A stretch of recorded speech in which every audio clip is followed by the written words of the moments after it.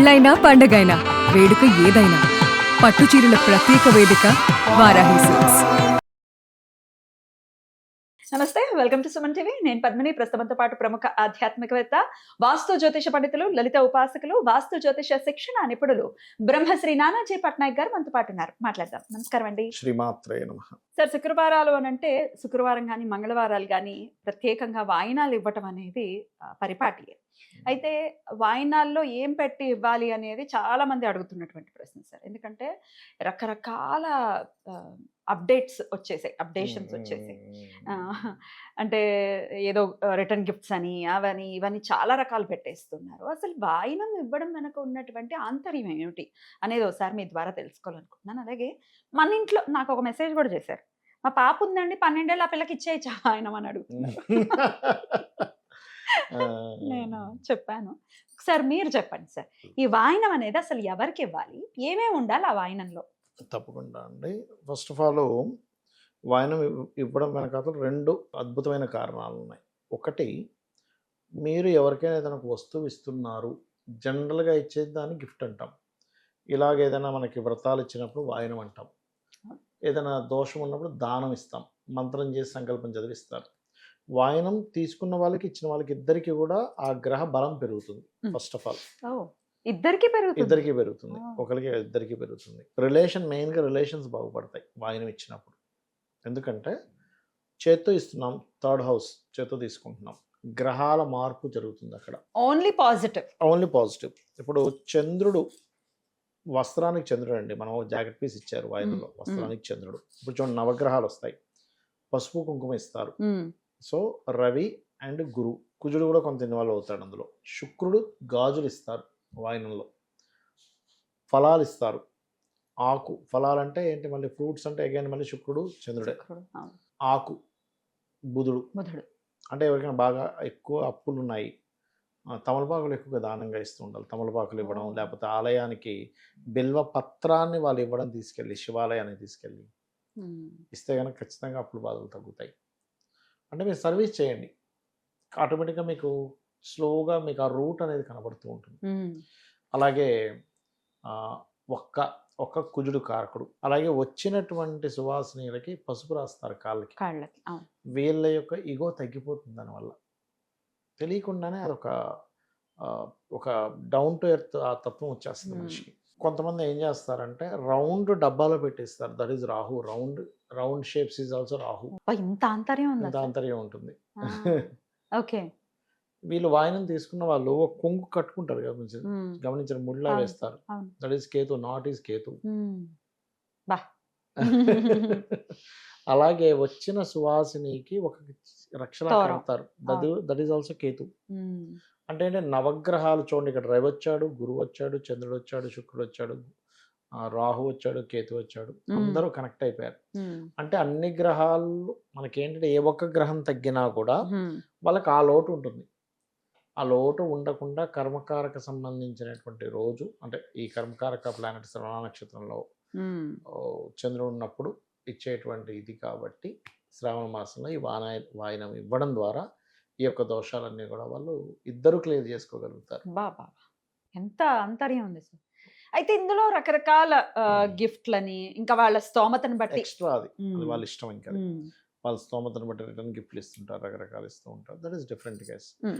బాగా సంపన్న పనులు వెండితో ఇస్తారు. వెండిని కనుక దానంగా ఇస్తే చంద్ర సంబంధించిన దోషాలు పోతాయి. సర్వసాధారణంగా ఉగ్రదానాలు అంటారు, కొంతమంది బంగారం ఇస్తారు కొంతమందికి. అది అసలు దానం తీసుకోవడం మామూలు విషయం కాదు. పురోహితులకి ఇస్తారు కదా, ఎంతో గాయత్రి చేయాలి. ఊరికే అలా తీసేసుకుంటే కాదు. బంగారం దానం కానీ, భూదానం కానీ, పుస్తకం కూడా చాలా పెద్ద దానం అండి. పుస్తకం ఇవ్వడం ద్వారా కూడా చిన్న చిన్న లలిత సహస్రనామాలు, విష్ణు సహస్రనామాలు పంచుతుంటారు చూసారా. బుధగ్రహ దోషం ఉన్నప్పుడు పుస్తకం పంచాలి. కుదురు బాలేడు, వ్యాపారాలు కలిసి రావట్లేదు, విష్ణు సహస్రనామాలు బుక్స్ పంచండి, చక్కగా అది సెట్ అవుతుంది.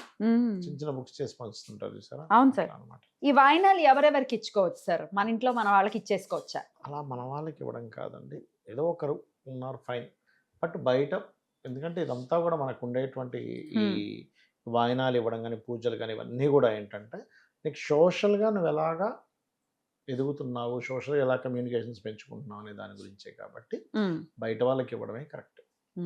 ఇంట్లో వాళ్ళు ఇచ్చుకోవడం ఇంట్లో పిల్లలకి ఇచ్చేసి ఇంట్లో మళ్ళీ పిల్లలకి ఫ్రిడ్జ్ లో ఇచ్చేసి, దాచేసుకుని ఆ పళ్ళు మళ్ళీ అదే పిల్లలు మళ్ళీ వీళ్ళకి ఇచ్చేసి అంటే ఇంట్లో వాళ్ళకి పెద్ద విషయం కాదు కదా, బయట అవును. వాళ్ళతో కమ్యూనికేషన్స్ బాగుండాలి కదా. అవును. అయితే వేరే దేశంలో ఉన్న వాళ్ళు మీకేం మీరు బాగానే చెప్తారు, మాకు బయట దేశంలో ఉన్నా మాకు లేరు, చుట్టుపక్కల వాళ్ళు అందరూ ఫారినర్స్, మరి మా పరిస్థితి ఏమిటి అని లేదండి, డబ్బులు అసలు ఆడొచ్చు. ఇక్కడ కంటే కూడా ఫారిన్ అవును. కంట్రీస్ లో ఇంకా బాగా ఇచ్చుకుంటున్నారు. అవును. చక్కగా ఎందుకంటే ఫాలో అక్కడికి చేస్తారు. వెళ్ళిపోయాక అక్కడ ఇండియన్స్ అందరూ ఒకటి అయి ఉంటారు తెలుసా మీకు, కరెక్ట్. మన వాళ్ళు అని, ఇండియన్స్ అని.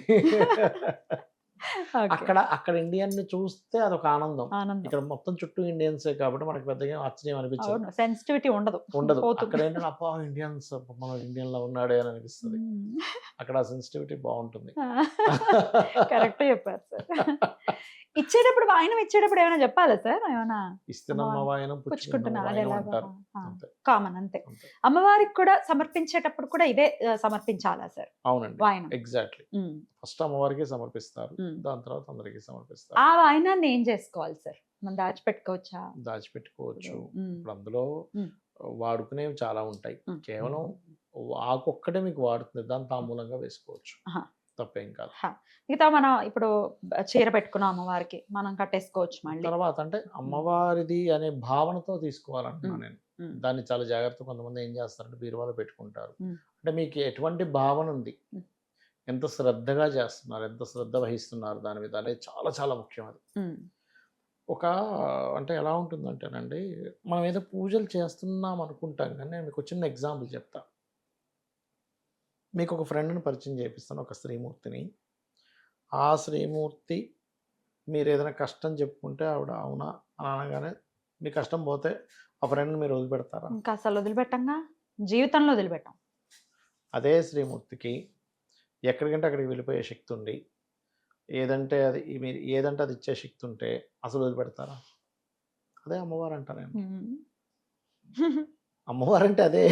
అంతే, వదిలిపెట్టకూడదు. మనము అంటే నేను ఈ మధ్య బాగా రియలైజ్ అయింది ఏంటంటే, చుట్టూ ఉన్న సొసైటీలో అంటే మనకి మంచి వాళ్ళు ఉంటారు, ఫ్రెండ్స్, స్వార్థపరులు ఉంటారు. వీళ్ళతో స్పెండ్ చేసే టైంలో ఎంతో కొంత మనం కనుక భగవంతుడికి స్పెండ్ చేయగలిగితే, తను ఒక ఫ్రెండ్ లాగా మనకు ఒక గైడ్ లాగా ప్రతిదీ మనకు చెప్తూ ఉంటుంది. మీరు నిత్యం అనుష్ఠానం చేసే వాళ్ళకి ఇది చెయ్యి ఇది చేయొద్దని అమ్మవారు చెప్తుందండి. బా. ఖచ్చితంగా అది స్ఫురణ వస్తుంది హృదయంలో, వస్తుంది, అంతే కదా ఖచ్చితంగా సార్? వస్తుంది, ఖచ్చితంగా వస్తుంది. దాన్ని పట్టుకోగలగాలి అంతే. పట్టుకోగలగాలి. అద్భుతం సార్, చాలా Exactly. చక్కగా వివరించారు సార్. ఖచ్చితంగా ఈ డౌట్లు వస్తూ ఉన్నాయి, ఏమిటంటే ఈ సోషల్ మీడియా ఇన్ఫ్లుయెన్స్ అనేది ఉంది చాలా మంది. ఉంది. సో ఏం చేయాలి, శాస్త్రం ఏం చెప్తోంది అనేది చాలా బ్యూటిఫుల్ గా ఎక్స్ప్లెయిన్ చేశారు. Exactly. కృతజ్ఞతలు సార్, నమస్తే. శ్రీమాత్రే నమః.